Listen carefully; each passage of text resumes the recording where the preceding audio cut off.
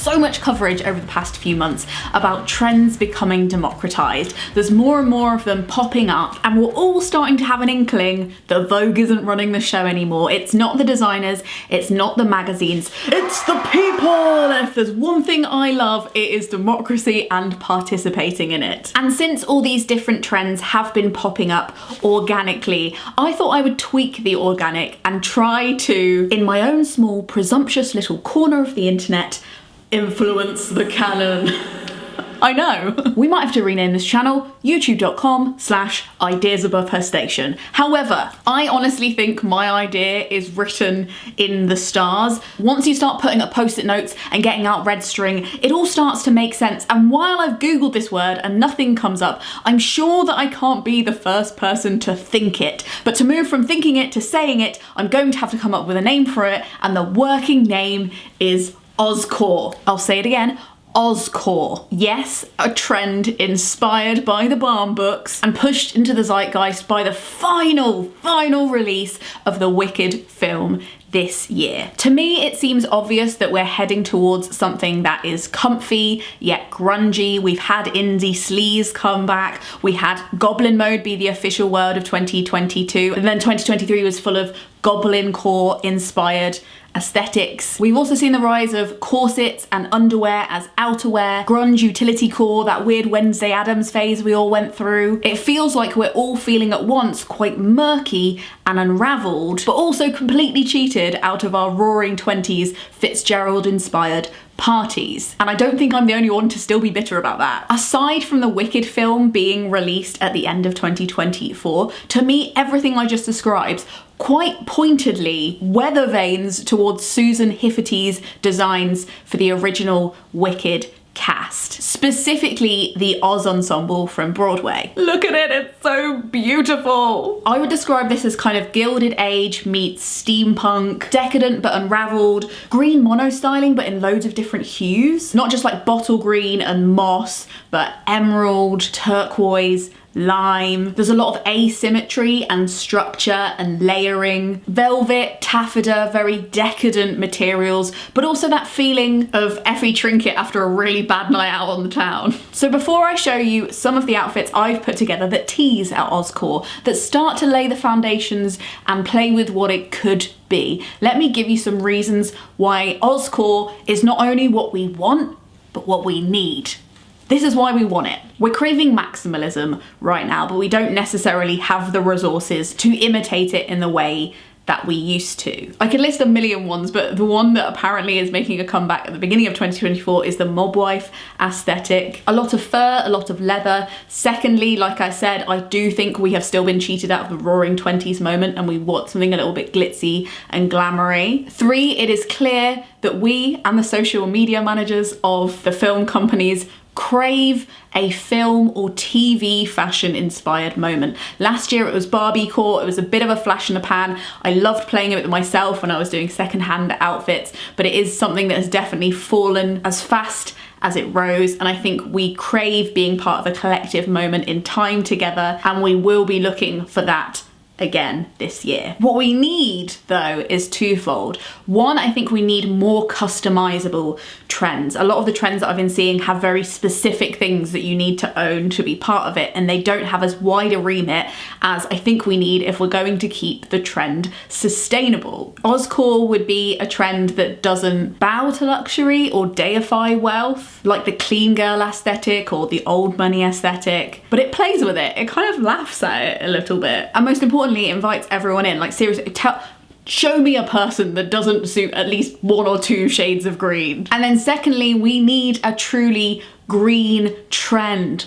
Pun included. The world is on fire. I do have a whole series of videos about that if you'd like to go more into detail. But suffice to say, there is a storm that may throw our house in the air, and we need to live like that is actually a possibility. So we need a trend that includes a lot of the fabrics that really cannot be going into landfill and definitely already exist. I'm talking sequins, I'm talking fake fur, faux leather, velvet feathers and the elements of other trends that have been going on for the past few years that we may have bought and might be tempted to get rid of if there isn't a new way to inspire us to re-wear them and get re-excited about them. A trend that could turn those one night stand impulse buys into long-term love affairs. So now I've made my grandiose, slightly lofty manifesto about why I think Ozcore could be cool, apart from the fact that I'm a massive Wicked and Gregory Maguire fan and I'm just so excited about this film. I'm now going to talk you through 10 pieces I have been thrifting in the run-up to this video, or things that I found from my own wardrobe that I think will give you a good idea of what I think Ozcore could be and how we can start styling it with stuff that we already own or already exists in the world. The first item is this amazing bodycon green dress. This I got from Vinted, and it is originally from the F&F collection, which is a supermarket collection here in the UK. Sequins are such a joy to wear, but they are essentially plastic. So the irony of them also being a trend that you wear on special occasions or one-off events kind of hurts. I really think that democratizing sequins and wearing them on our everyday is a sustainable and radical act. And if you think about it, wearing plastic on your body during the winter is kind of very warm. So I had lots of fun layering this piece and even turning it into a kind of pencil skirt if you roll it down. I also find that a lot of sequin fabrics are sewn into quite stretchy undergarments, so they can be things that can fit you at lots of different sizes, and I know a lot of the sequin pieces that I have lasted me a really, really long time. Secondly is a top that I found last year that I had been searching for months and months, and I finally found one in my size. It's this kind of infamous iconic bottle green sheer and sheared number from And Other Stories. It's got a very Victorian ruffle wrist to it, which I think is really perfect for the Ozcore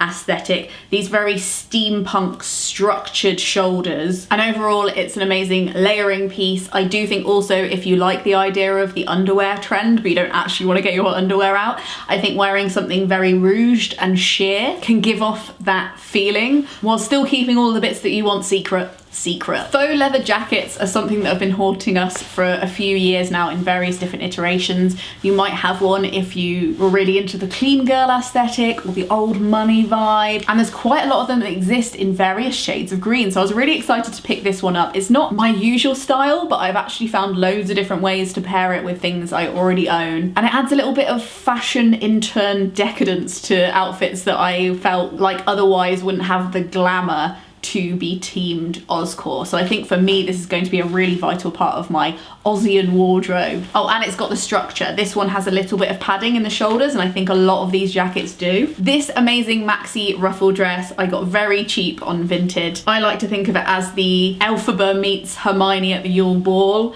kind of dress. This one has an ombre effect going from the bottom to the top, which I really like, and I think this would be great for doing Ozcore at a wedding or a formal event, but equally I could totally throw my Doc Martens on with it and it wouldn't look weird or out of place. Next, I wanted to talk about this dress I'm actually wearing right now. I think any kind of stripes would be very welcome in Ozcore, whether that's pinstripes or more bold stripes like this. I'm more of a bold stripe person, but this is the kind of elements of Ozcore that have that Wednesday Addams twist, Beetlejuice, leftover Halloween costumes, Helena Bonham Carter cooked here kind of vibes. And there is so many stripes in circulation that this is just a really easy one for so many people to join in on. This one has a bit of a dropped waist that I love for more slouchy summer stuff, but for autumn I've also enjoyed pairing it with a black belt and some tights, and I felt very zesty and zingy in it. It's definitely not something I would have picked up had I not been doing this video, and I'm so excited that I did. Of course, if you don't want the green stripes, you might have some black and neutral stripes hanging around in your wardrobe. This is a glittery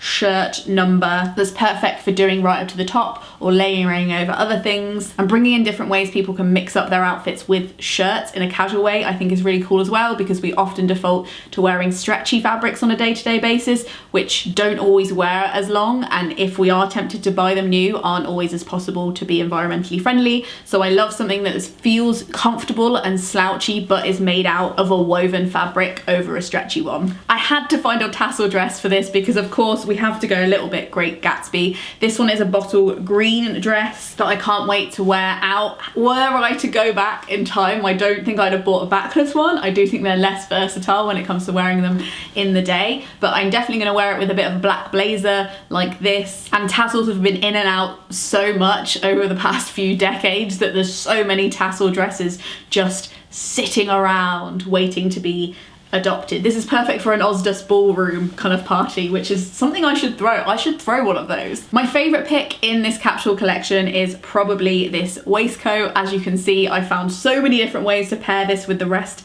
of my greenish wardrobe. You can wear it on its own as a vest in the summer, and it brings a little bit of hobbit core, goblin core, and structure and formality to things that might be a bit more slouchy, which is again very Ozcore and very cast of Wicked. I also like that a waistcoat has a lot of unisex or genderless clothes opportunities, and I see a lot of outfits inspired by Bok in our futures. I don't think there's anything wrong with that. A trend that I saw pass by and I refuse to let it crumble is the marble trend. There's lots of marble themed and kind of tie-dye themed outfits that people are getting rid of right now, which makes me really sad because it was in style not that long ago. But I think marble or tie-dye gives a very blurring, bleeding look to a more put together outfit, which is exactly what Ozcore could be, a kind of messy version of what otherwise would be a little formal. I definitely like this straight up and down mesh skirt version